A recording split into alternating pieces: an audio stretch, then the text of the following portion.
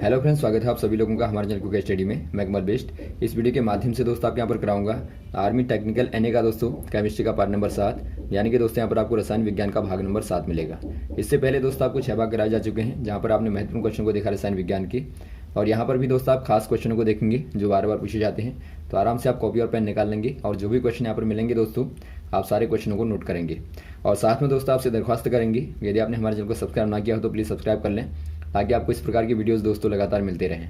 तो देखिए शुरू करते हैं। क्वेश्चनों को आराम से आप देखेंगे, एक कॉपी और पेन आप जरूर निकाल लेंगे ताकि आप क्वेश्चनों को नोट कर पाएं। तो पहला क्वेश्चन देखिए दोस्तों, समान ऑर्बिट या फिर आप कहें कक्ष में उपस्थित दो इलेक्ट्रॉनों को आप कैसे अंतर करेंगे, यानी कि आपको बताना है how will you distinguish two electrons present in the same orbit. दोस्तों यहाँ पर देखिए, यदि आपको दो इलेक्ट्रॉन्स में डिफरेंट करना है जो कि एक ही एटॉम में है, यहाँ पर आपके पास में कोई एटॉम है, यानी कि दोस्तों आपके पास में कोई परमाणु है, और परमाणु के दोस्तों दो इलेक्ट्रॉन आपके पास में हैं, यानी कि आपके पास में दो समान एटॉम के दोस्तों इलेक्ट्रॉन हैं। तो यहाँ पर दो इलेक्ट्रॉन हैं, तो आप दोनों में अंतर कैसे करेंगे आपको बताना है। आपको दोस्तों हमने देखिए क्वांटम नंबर्स के बारे में बताया था, जो कि क्या बताते हैं आपको दोस्तों एटॉम के अंदर जो इलेक्ट्रॉन की पोजीशन होती है, यानी कि इलेक्ट्रॉन की दोस्तों स्थिति को बताते हैं। इलेक्ट्रॉन कहाँ पे है, कौन सी वाली शेल पे है, या फिर दोस्तों कौन से वाले ऑर्बिट में घूम रहा है। तो इसके लिए दोस्तों आप क्या करते हैं, आप क्वांटम नंबर्स को पढ़ते हैं, जहाँ पर आपने 4 क्वांटम नंबर्स को पढ़ा था। पहला दोस्तों आपका था प्रिंसिपल क्वांटम नंबर, यहाँ पर आप शॉर्ट में देखेंगे, जो कि दोस्तों पहले बताया जा चुका है बार बार। तो यहाँ पर आपका एन होता है, और सेकंड वाला दोस्तों एल्जीब्रूथम क्वांटम नंबर होता है, इसको आप एल के द्वारा रिप्रेजेंट करते हैं। थर्ड वाला होता है मैग्नेटिक क्वांटम नंबर, आप इसको करते हैं एम के द्वारा रिप्रेजेंट। और फोर्थ वाला होता है दोस्तों स्पिन क्वांटम नंबर, आप इसको रिप्रेजेंट करते हैं एस के द्वारा। यानी आप हिंदी में देखेंगे तो आपका मुख्य क्वांटम संख्या, ये आपका दोस्तों जुगनशी क्वांटम संख्या, ये चुंबकीय क्वांटम संख्या, और ये चक्रण क्वांटम संख्या। अब यहाँ पर देखिए दोस्तों, एक आपने लॉ पढ़ा होगा पॉली एक्सक्लूसिव प्रिंसिपल, या फिर आप कहें दोस्तों पाउली का अपवर्जन का नियम पढ़ा होगा आपने। ये क्या कहता है दोस्तों, ये कहता है दोस्तों for any two electrons of a same atom, यानी कि समान परमाणु के दोस्तों कोई दो इलेक्ट्रॉन जो होते हैं उनकी मैक्सिमम 3 क्वांटम नंबर्स समान हो सकते हैं, यानी कि मैक्सिमम 3 क्वांटम संख्याएं दोस्तों सेम हो सकती हैं। लेकिन जो फोर्थ वाली होगी, यानी जो आपकी चौथी वाली स्पिन क्वांटम नंबर होगी, ऑलवेज क्या होगी दोस्तों, डिफरेंट होगी। तो ये पॉली का एक्सक्लूसिव प्रिंसिपल है, और वही दोस्तों यहाँ पर अप्लाई होगा यदि आपकी 3 क्वांटम संख्या दोस्तों बराबर हो भी गई। यानी कहने का मतलब है दो इलेक्ट्रॉन्स के लिए यदि आपका दोस्तों एन बराबर एल बराबर एम हो भी जाता है, तो आपका चौथा वाला जो स्पिन क्वांटम नंबर होता है हमेशा ही दोस्तों डिफरेंट होगा। ऐसा क्यों होगा दोस्तों, मान लीजिए आपके पास में कोई ऑर्बिट है, यहाँ पर आपने ऑर्बिट ले लिया, और आप जानते हैं ऑर्बिट में दोस्तों दो इलेक्ट्रॉन अपोजिट डायरेक्शन में स्पिन करते हैं। यानी कि दोस्तों मान लीजिए एक का स्पिन ऊपर को है, तो आप इसको कहते हैं +1/2, और सेकंड वाले को दोस्तों आप कहते हैं -1/2। यानी कि दोनों एक साथ ऑर्बिट में होने के बाद भी दोस्तों दोनों का स्पिन क्या होगा, अलग अलग होगा। तो इसीलिए आप कहते हैं यदि आपके एल एम और एन बराबर भी होंगे, तो वहाँ पे दोस्तों एस का एक का दोस्तों +1/2 होगा, और सेकंड वाले का -1/2 होगा। तो आप इसके माध्यम से बता सकते हैं कि इलेक्ट्रॉन में दोस्तों क्या डिफरेंस है। तो ऑप्शन नंबर कौन सा हो जाएगा, स्पिन क्वांटम नंबर दोस्तों, यानी कि चक्रण क्वांटम संख्या सी वाला सही हो जाएगा। अगला क्वेश्चन देखिए दोस्तों, मोस्ट स्टेबल ब्यूटेन इज, आपको बताना है सर्वाधिक स्थायी ब्यूटेन होगा। ये महत्वपूर्ण क्वेश्चन है दोस्तों, बार बार आता है। यहाँ पर आप देखिए दोस्तों, पहले ब्यूटेन को लिखेंगे। जो ब्यूटेन होता है दोस्तों, ब्यूटेन कहने का मतलब है दोस्तों एक ऐसा हाइड्रोकार्बन होता है, हाइड्रोकार्बन जहाँ पे 4 कार्बन होते हैं हाइड्रोजन के साथ में। यदि आप स्ट्रक्चर बनाएंगे दोस्तों, तो नॉर्मल जो आपका स्ट्रक्चर होता है सिंपल वाला, कार्बन कार्बन, यहाँ मेथेन ग्रुप, और यहाँ भी दोस्तों मेथिल ग्रुप, मेथिल कहेंगे आप, मेथिल ग्रुप, और यहाँ पर हाइड्रोजन हाइड्रोजन, और यहाँ भी दोस्तों हाइड्रोजन और हाइड्रोजन। यानी दोस्तों आप इन दोनों को अलग अलग कर दें तो आपको क्या दिखेगा, देखिए यहाँ पर कुछ इस प्रकार का दिखेगा। यदि आप इसको अलग कर दें तो यहाँ पर एच कर देंगे और यहाँ पर एच कर देंगे, और ये दोस्तों आपको मिलेंगे कुछ, यहाँ पर आप बना लेंगे कार्बन CH, और यहाँ पर दोस्तों H, और यहाँ पर H, और यहाँ पर CH3। तो यहाँ पर आपको दोस्तों 2 इस प्रकार के स्ट्रक्चर मिलेंगे। यानी आप इसको बनाएंगे यहाँ पे, तो यहाँ पर आप इस प्रकार बना सकते हैं दोस्तों, ये आपका H है, और यहाँ पे CH3 है, और बीच में जहाँ गांठ होती है दोस्तों, जहाँ पर ज्वाइंट होता है, ज्वाइंट पर हमेशा ही दोस्तों कार्बन होता है। यदि आपको यहाँ पूछा जाए, मान लीजिए आपको कुछ इस प्रकार की आकृति दी जाए और पूछा जाए दोस्तों कितने कार्बन हैं, तो आप कहेंगे 1 2 3 4 कार्बन। तो आप ध्यान देंगे जहाँ पर गांठ होती है वहाँ भी दोस्तों एक कार्बन एटॉम होता है। तो यहाँ पर आप देखते हैं ये दोस्तों क्या हो गया, पहला स्ट्रक्चर हो गया, और एक आपका दोस्तों सेकंड वाला बना देंगे ये वाला। यानी कि आपने 2 अलग अलग किए थे, तो उनको दोस्तों आपने यहाँ पर इस प्रकार से बना दिया। यहाँ पर आप देखते हैं दोस्तों ये दोनों ही क्या है, एथेन है। एथेन है यानी कि दोस्तों आप दोनों एथेनों को मिला देंगे तो आपको क्या मिलेगा दोस्तों, ब्यूटेन मिलेगा। तो यहाँ पर आप देखेंगे दोस्तों आप इनको अलग अलग तरीके से मिला सकते हैं। यानी कि जो ब्यूटेन का यदि आपको देखना है, ब्यूटेन का दोस्तों आपको देखना है कन्फॉर्मेशन देखना है। कन्फॉर्मेशन कहने का मतलब है दोस्तों आपको इनके अलग अलग प्रकार के संरचनाओं को देखना है, यानी कि इनके आइसोमर को देखना है। तो इसके लिए आप क्या करेंगे, इनको दोस्तों आप डिफरेंट एंगल पर मिलाएंगे। यानी आपने दो अलग अलग एथेन बना लिए, आप दोस्तों इनको अलग अलग एंगल पर यानी कि अलग अलग दोस्तों कोणों पर मिलाएंगे तो वहाँ पर आपको डिफरेंट प्रकार की कन्फॉर्मेशन मिलेंगे। यहाँ पर दोस्तों 4 प्रकार के कन्फॉर्मेशन होते हैं, यानी 4 टाइप के होते हैं। पहला आपका होता है दोस्तों गॉच वाला होता है। सेकंड वाला आपका होता है एक्लिप्स्ड यानी ग्रहण वाला, और तीसरा वाला आपका होता है स्टैंडर्ड एंटी होता है, या फिर आप डायरेक्ट एंटी भी कह सकते हैं यहाँ पे। और फोर्थ वाला होता है दोस्तों फुली एक्लिप्स्ड, यानी पूरी तरह से दोस्तों ग्रहण होता है, पूर्ण ग्रहण होता है। यहाँ पर देखिए पूर्ण ग्रहण हो गया, ये ग्रहण हो गया और एक गॉच हो गया। तो 4 प्रकार के कन्फिगरेशन होते हैं। यदि आप दोस्तों गॉच वाले को देखें, पहले आप शुरुआत में देख लेंगे फुली जो एक्लिप्स्ड होता है, यानी कि फुली एक्लिप्स्ड होता है, यानी कि दोस्तों पूर्ण रूप से ग्रहण होता है। यहाँ पर आपको ग्रहण से ही नाम से ही मालूम हो रहा होगा। यहाँ पर क्या होता है दोस्तों, आप दोनों को ही 0 डिग्री पे अरेंज कर देते हैं। यानी यहाँ पर आपका जो अरेंजमेंट होगा दोस्तों, अरेंज आप कर देंगे 0 डिग्री पे, यानी कि दोनों को दोस्तों आप एक के ऊपर एक को रख देंगे तो यहाँ पे आपको मिलता है कुछ इस प्रकार का। यहाँ पर आप देखते हैं दोनों मीथेन ग्रुप यहाँ पर आ जाएंगे। तो ये दोस्तों क्या कहलाता है, ये आपका कहलाता है फुली एक्लिप्स्ड या फिर आप कहें दोस्तों पूर्ण ग्रहण। और यदि आप दोस्तों यहाँ पे थोड़ा सा इसको घुमा दें, यदि आप इसको घुमा दें तो मान लीजिए आपका यहाँ पे CH3 आ जाता है और यहाँ पर आपका H आ जाता है। तो यहाँ पर दोस्तों क्या बन जाएगा, एक प्रकार से एक्लिप्स्ड बन जाएगा, यानी कि एक प्रकार से आंशिक ग्रहण दोस्तों कहलाता है। और यदि आप दोस्तों 0 से लेके 120 के बीच में रखते हैं एंगल में, यहाँ पर आप दोस्तों इस प्रकार से ले सकते हैं।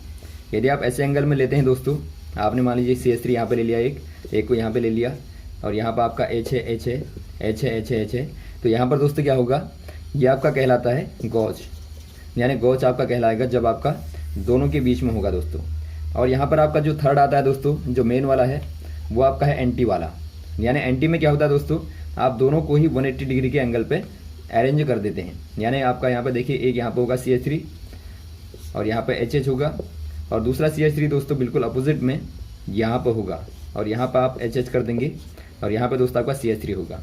यहाँ पर आप देखते हैं दोस्तों जो CH3 और CH3 के बीच की दूरी है यानी डेस्टिनेशन है दोस्तों, वो फारेस्ट है। वो क्या है दोस्तों, फारदेस्ट है, यानी कि अधिकतम दूरी पर है। तो यहाँ पे मिथिल ग्रुप का अधिकतम दूरी पर होना ही दोस्तों इसको स्टेबल बनाता है। यानी आप कह देंगे जो आपका एंटी वाला स्ट्रक्चर होता है दोस्तों, जहाँ पर 180 डिग्री का एंगल बनता है दोनों के बीच में, वो दोस्तों आपका क्या हो जाएगा, मोस्ट स्टेबल होगा। ये आपका दोस्तों मोस्ट क्या होता है, स्टेबल होता है, यानी कि सर्वाधिक स्थायी होता है। तो यहाँ पर आप इसको कहते हैं दोस्तों एंटी कहते हैं, यानी विरोधी कहते हैं, या फिर आप कह सकते हैं दोस्तों स्ट्रेच्ड एंटी, यानी कंपित विरोधी आप कहते हैं। तो ऑप्शन नंबर आपका सी वाला दिखता है स्ट्रेच्ड एंटी, तो आप सी वाले में टिक कर देंगे। और वैसे आप 7 वालों को भी याद रखेंगे ताकि आप आराम से इनको बता पाएँ। और जो डिफरेंट प्रकार के स्ट्रक्चर होते हैं दोस्तों, गॉच है या फिर एक्लिप्स्ड है, आप सारे के सारे देखते हैं ब्यूटेन ही है, लेकिन केवल दोस्तों इनका क्या है, स्ट्रक्चर अलग अलग है। तो ऐसे केस में दोस्तों इनको क्या कहते हैं, इनको आप आइसोमर कहते हैं, आइसोमर से कहते हैं, यानी एक प्रकार से दोस्तों आप समाजवाही कहते हैं इनको। तो ये क्वेश्चन भी पूछा जाता है, बताइए अगर मॉलिक्यूलर फॉर्मूला सेम है लेकिन स्ट्रक्चर डिफरेंट है दोस्तों, उनको आप क्या कहेंगे, तो आप उनको कहते हैं आइसोमर। अगला क्वेश्चन देखिए दोस्तों, कैल्शियम कार्बाइड नाइट्रोजन के साथ में क्रिया करेगा तो क्या देगा। यानी आपको बताना है दोस्तों calcium carbide react with nitrogen to form. यहाँ पर देखिए दोस्तों कैल्शियम कार्बाइड के साथ में यदि आप N2 रिएक्शन कराते हैं तो यहाँ पर आपको मिलता है दोस्तों कैल्शियम साइनाइड और साथ में कार्बन। यानी दोस्तों इसको आप हमने 2 दिन पहले ही आपको बताया था, ये दोस्तों क्या होता है, नाइट्रोलियम होता है। यानी आपको दोस्तों यहाँ पर नाइट्रोलियम फर्टिलाइजर मिलता है जब आप दोनों की रिएक्शन करते हैं। तो यहाँ पर आप कह देंगे दोस्तों आपको क्या मिलता है, कैल्शियम साइनाइड मिलता है, ऑप्शन नंबर सी वाला। अगला क्वेश्चन देखिए दोस्तों, जिंक क्लोराइड के विलयन को किन बर्तनों में स्टोर नहीं किया जाता। यानी आपको बताना है और solution of zinc chloride can not stored in a vessel made of, किसके द्वारा बना हुआ हो दोस्तों बर्तन। आपको दोस्तों यहाँ पर देखिए जिंक क्लोराइड का सॉल्यूशन दिया है, आपको पूछा गया कि कौन सा वाला वेसल होगा, यानी कौन सा वाला दोस्तों बर्तन होगा जहाँ पर आप इसको स्टोर नहीं कर पाएंगे। या आपका दोस्तों लेड का होगा, या गोल्ड का होगा, या एल्यूमिनियम का होगा, या सिल्वर का होगा। यहाँ पर दोस्तों आप एल्यूमिनियम के बर्तनों में इसको नहीं रख पाएंगे। ऐसा क्यों होता है, ऐसा दोस्तों इसलिए होता है क्योंकि आप जानते हैं एल्युमिनियम जो होता है दोस्तों मोर रिएक्टिव होता है या फिर आपके यहाँ एक्टिव होता है दोस्तों जिंक की तुलना में। यानी यदि आप दोस्तों एल्युमिनियम के बर्तन पर रखेंगे, देखिए क्या होगा, जिंक क्लोराइड को आपने रखा एल्युमिनियम के बर्तन में दोस्तों वेसल में, तो यहाँ पे जो एल्युमिनियम होगा Zn को दोस्तों यानी कि जिंक को रिप्लेस कर देगा क्योंकि ज़्यादा रिएक्टिव है, तो इसको हटा देगा दोस्तों। तो यहाँ पर बनेगा AlCl और यहाँ पर आपका जिंक निकल जाएगा। यानी आप यहाँ पर देखते हैं ये दोस्तों क्या कर देता है, जिंक को रिमूव कर देता है और वहाँ पर खुद ऐड हो जाता है। इसीलिए दोस्तों आप जिंक क्लोराइड को एल्युमिनियम क्लोराइड के बर्तनों में नहीं रख सकते। तो यहाँ पर आपको थोड़ा सा ध्यान देना, जो आपकी एक्टिव सीरीज होती है दोस्तों उसको आपको याद रखना है। अगला क्वेश्चन देखिए दोस्तों, एल्कोहल व पानी के मिश्रण को कैसे अलग किया जा सकता है। यानी कि आपको बताना है a mixture of water and alcohol can separated by. दोस्तों यहाँ पर देखिए एल्कोहल और वाटर है। आप जानते हैं दोस्तों एल्कोहल और वाटर दोनों क्या है, दोनों ही लिक्विड हैं। और यहाँ पर आप ये भी देखते हैं दोस्तों दोनों ही क्या है, मिसिबल। यानी कि मिसिबल कहने का मतलब है दोस्तों मिलने वाले लिक्विड हैं।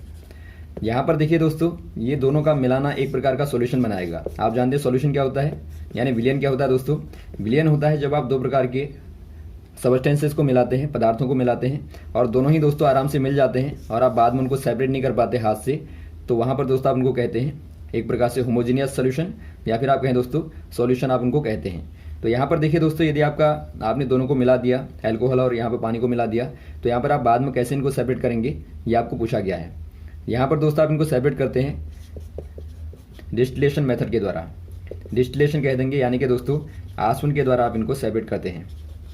ऐसा क्यों होता है दोस्तों, आपको मालूम होगा जो एल्कोहल का बॉइलिंग पॉइंट होता है, बॉइलिंग पॉइंट यानी कि दोस्तों उबलने का बिंदु होता है, या फिर आप कहें क्वथनांक जो होता है, क्वथनांक दोस्तों होता है 78.37 डिग्री सेंटीग्रेड में होता है। और वैसे यदि आप वाटर का देखें दोस्तों 100 डिग्री सेंटीग्रेड होता है। तो आप दोनों में ही देखते हैं दोस्तों जहाँ पर पानी उबलता है उससे पहले ही दोस्तों एल्कोहल उबल जाता है। यानी आप एल्कोहल को दोस्तों यहाँ से 78 के ऊपर यदि आप गर्म करेंगे दोस्तों तो वहाँ पर ही वेपर में कन्वर्ट होना शुरू हो जाएगा और बाद में दोस्तों आप डिस्टिलेशन के माध्यम से यानी आसवन के माध्यम से एल्कोहल को आराम से पानी से अलग कर लेंगे। तो यहाँ पर आप कह देंगे दोस्तों डिस्टिलेशन मेथड के द्वारा आप आराम से दोनों को सेपरेट कर लेंगे। तो ऑप्शन नंबर आपका हो जाएगा सी वाला। अगला क्वेश्चन देखिए दोस्तों, एक वास्तविक गैस डैश में एक आदर्श गैस की तरह व्यवहार करेगी। यानी कि आपको बताना है a real gas can act as an ideal gas in. दोस्तों यहाँ पर देखिए जो रियल गैस होती है, रियल गैस कहने का मतलब है दोस्तों जो वास्तविक गैसें होती हैं। वास्तविक गैसें यानी जो दोस्तों आइडल गैस नहीं होती, आइडल यानी कि आदर्श गैस जो नहीं होती दोस्तों उसी को आप बोलते हैं वास्तविक गैस। यहाँ पर देखिए दोस्तों आप जो भी केमिस्ट्री में आप गैसों के नियमों को पढ़ते हैं या फिर दोस्तों आप गैसों की प्रॉपर्टीज़ को पढ़ते हैं वो दोस्तों आप आइडल गैस के कंपैरिजन में ही उनको स्टडी करते हैं। यानी कि आदर्श गैस को दोस्तों आप एक मान लेते हैं जो कि वास्तव में होती नहीं है दोस्तों, लेकिन आप उसको मान लेते हैं कि आइडल लगभग इस प्रकार की होती है। यानी कि आदर्श गैस लगभग यहाँ पे इस प्रकार की गैस होती है। तो इसी के आधार पर, इसी की प्रॉपर्टीज़ के आधार पर दोस्तों आप रियल गैसों को स्टडी करते हैं। तो यहाँ पर देखिए आपको बताना है कि कौन सी वाली कंडीशन होंगी जहाँ पर दोस्तों एक रियल गैस जो होती है आइडल गैस की तरह व्यवहार करती है, बिहेव करती है। तो कंडीशन कौन सी वाली होगी, तो यहाँ पर देखिए दोस्तों कंडीशन होती है आपकी हाई टेम्परेचर यानी उच्च ताप होता है दोस्तों और लो प्रेशर होता है यानी कि निम्न दाब होता है। यानी दोस्तों यहाँ पर आप कह सकते हैं जो वास्तविक गैसें होती हैं उच्च ताप पे और निम्न दाब पे आदर्श गैसों की तरह व्यवहार करती हैं। या फिर आप कहें दोस्तों रियल गैसेज जो होती हैं उनका जो बिहेवियर होता है at high temperature and low pressure वो दोस्तों आइडल गैस की तरह होता है। तो यहाँ पर दोस्तों ऑप्शन नंबर कौन सा हो जाएगा, सेकंड वाला हो जाएगा low pressure and high temperature यानी निम्न दाब और उच्च ताप। ऑप्शन नंबर बी वाले में आप टिक करेंगे। और साथ में दोस्तों एक क्वेश्चन ये भी आता है कभी कभार कि बताइए कौन से वाले कंडीशन पे गैस को आप लिक्विड में कन्वर्ट कर लेंगे। वो कंडीशन होती है दोस्तों आपकी गैस को यदि आपको लिक्विड में कन्वर्ट करना है तो वहाँ पे दोस्तों आपको हाई प्रेशर करना पड़ता है और लो टेम्परेचर। यानी दोस्तों आप इसकी अपोजिट कंडीशन लगा देंगे तो वहाँ पर आपको गैस लिक्विफाई होके मिलती है यानी कि एक प्रकार से तरल द्रवित होके दोस्तों मिलती है। अगला क्वेश्चन देखिए दोस्तों, एसिडिक अम्ल डिकार्बोक्सिलीकरण के बाद देता है। यानी कि आपको बताना है दोस्तों acidic acid on decarboxylation gives. दोस्तों यहाँ पर देखिए यदि आप एसिडिक एसिड को देखें, एसिडिक एसिड का पहले आप फॉर्मूला लिखेंगे। ये दोस्तों आपके यहाँ पर होता है CH3COOH। यहाँ पर देखिए दोस्तों आप इसको विनेगर भी बोलते हैं। यहाँ पर देखिए दोस्तों, यदि आप कार्बोक्सी ग्रुप को सेपरेट कर देते हैं तो ये आपका दोस्तों डिकार्बोक्सिलेशन होगा, यानी कि एक प्रकार से आप कहेंगे डिकार्बोक्सिलीकरण होगा। इसके लिए दोस्तों आप क्या करते हैं, सिंपल, यदि आप वाटर को मिला दें दोस्तों, यानी कि वाटर के साथ में रिएक्शन करा दें, तो यहाँ पर आपको मिलता है CH4 प्लस CO2, यानी कि मेथेन और दोस्तों कार्बन डाइऑक्साइड मिलता है। तो इसी को आप कहते हैं दोस्तों डी कार्बोक्सिलेशन। तो ऑप्शन नंबर कौन सा हो जाएगा दोस्तों, ऑप्शन नंबर हो जाएगा ए वाला। यहाँ पर आपको मीथेन मिलता है, CH4 मिलता है और CO2 मिलता है। तो ऑप्शन नंबर आप ए वाले में टिक कर देंगे। अगला क्वेश्चन देखिए दोस्तों, निम्न में से कौन सा तत्व किसी तनु अम्ल में से हाइड्रोजन को विस्थापित नहीं कर पाएगा, यानी आपको बताना है which one of the following element can not displace hydrogen from a dilute acid. दोस्तों यहाँ पर देखिए, माना कोई आप डाइल्यूट एसिड को ले लें दोस्तों, माना डाइल्यूट आपने लिया HCl को, तो यहाँ पर आपको बताना है कि H को कौन सा एलिमेंट इनमें से दोस्तों डिस्प्लेस नहीं कर पाएगा, यानी कि विस्थापित नहीं कर पाएगा। यहाँ भी दोस्तों आपकी सेम कंडीशन लगती है, यानी जो आपने एक्टिव सीरीज को देखा था दोस्तों मेटल की, यहाँ पर आपको मेटल दिए हैं सारे मेटल, यानी कि दोस्तों आपने धातुओं की जो सक्रिय श्रेणी को देखा था, मेटल एक्टिव सीरीज को देखा था दोस्तों। यहाँ पर जो पहला एक्टिव आता है वो आपका पोटेशियम होता है, सोडियम होता है, बाद में कैल्शियम होता है, मैग्नीशियम होता है, एल्युमिनियम होता है, जिंक होता है, बाद में आयरन होता है, बाद में टिन होता है, बाद में Pb लेड होता है, बाद में दोस्तों हाइड्रोजन होता है, और बाद में कॉपर, बाद में Hg मरकरी, और बाद में सिल्वर, और बाद में गोल्ड होता है। तो यहाँ पर आप देखते हैं दोस्तों, हाइड्रोजन के बाद में जो भी आएंगे, कॉपर है या मरकरी है या सिल्वर है या गोल्ड है, ये सारे के सारे दोस्तों H को डिस्प्लेस नहीं कर पाएंगे। यानी आप देखते हैं यहाँ पे ऑप्शन नंबर बी वाले में कॉपर आपको दिखता है, तो कॉपर दोस्तों H को डिस्प्लेस नहीं कर पाएगा, क्योंकि आपका लेस रिएक्टिव है हाइड्रोजन के कंपैरिजन में। और इसके ऊपर जो भी आएंगे दोस्तों, ये सारे के सारे H को डिस्प्लेस कर देंगे। तो यहाँ पर आप कह देंगे जो कॉपर होगा वो यहाँ पे यदि आप रिएक्शन कराएंगे HCl के साथ में, तो यहाँ पे कोई रिएक्शन आपको नहीं मिलेगी, यानी कि डिस्प्लेस नहीं कर पाएगा। यदि आप जिंक की रिएक्शन कराएं दोस्तों, तो आपको यहाँ पर ZnCl2 मिलेगा और साथ में H2 निकलेगा, यहाँ पर आप 2 कर देंगे, तो ये दोस्तों आपको यहाँ पे रिएक्शन देगा। तो कहने का तात्पर्य है जो आपका लेस रिएक्टिव होगा दोस्तों वो डिस्प्लेस नहीं कर पाएगा। तो ऑप्शन नंबर आपका बी वाला हो जाएगा कॉपर। अगला क्वेश्चन देखिए दोस्तों, कार्बन तथा ऑक्सीजन से कार्बन मोनोऑक्साइड तथा कार्बन डाइऑक्साइड बनना किस नियम को व्यक्त करता है, यानी कि आपको बताना है C&O combine to form carbon monoxide and carbon dioxide, it is under which principle. दोस्तों यहाँ पर देखिए बहुत ही महत्वपूर्ण क्वेश्चन है, बार बार आता है। तो यहाँ पर आप क्या देखते हैं दोस्तों, एक कार्बन एटॉम के साथ में O और O2 जुड़ने के बाद में 2 अलग अलग प्रकार के कंपाउंड मिलते हैं, कार्बन मोनोऑक्साइड और कार्बन डाइऑक्साइड। यहाँ पर आप क्या देखते हैं दोस्तों, यदि आप कार्बन का मास देखें 12 होता है, यदि आप O का मास देखें तो यहाँ पे 16 होता है, यदि O2 का मास देखें तो 32 हो जाएगा। यानी आप यहाँ पे देखते हैं दोस्तों, समान कार्बन मास के साथ में 2 डिफरेंट मासेस जुड़ के दोस्तों अलग अलग प्रकार के डिफरेंट कंपाउंड देते हैं, यानी अलग अलग प्रकार के यौगिक देते हैं। तो यहाँ पर आप कह सकते हैं same mass of carbon atom combine with different masses of oxygen atom to give 2 different compounds। तो यहाँ तक की कंडीशन आपने देख ली दोस्तों, 2 प्रकार के अलग अलग कंपाउंड मिलते हैं। अब यहाँ पे क्या होता है दोस्तों, यदि आप देखें ratio of 2 different masses of second atom, यानी आपने जो सेकंड एटॉम को जोड़ा दोस्तों, यदि आप उनके रेशियो को देखें, मासेस के रेशियो को देखें, तो यहाँ पर आपको मिलता है 16:32, यानी कि दोस्तों 1:2 मिलता है। आप काट देंगे तो यहाँ पर 1:2 मिलता है। यानी रेशियो कैसा है दोस्तों, ये रेशियो आपका है स्मॉल होल रेशियो, यानी कि आपका दोस्तों छोटा या फिर आप कहें सरल पूर्ण अनुपात है। तो सरल पूर्ण अनुपात को ही दोस्तों आप कहते हैं गुणित अनुपात का नियम, या फिर आप कहें दोस्तों मल्टीपल प्रपोर्शन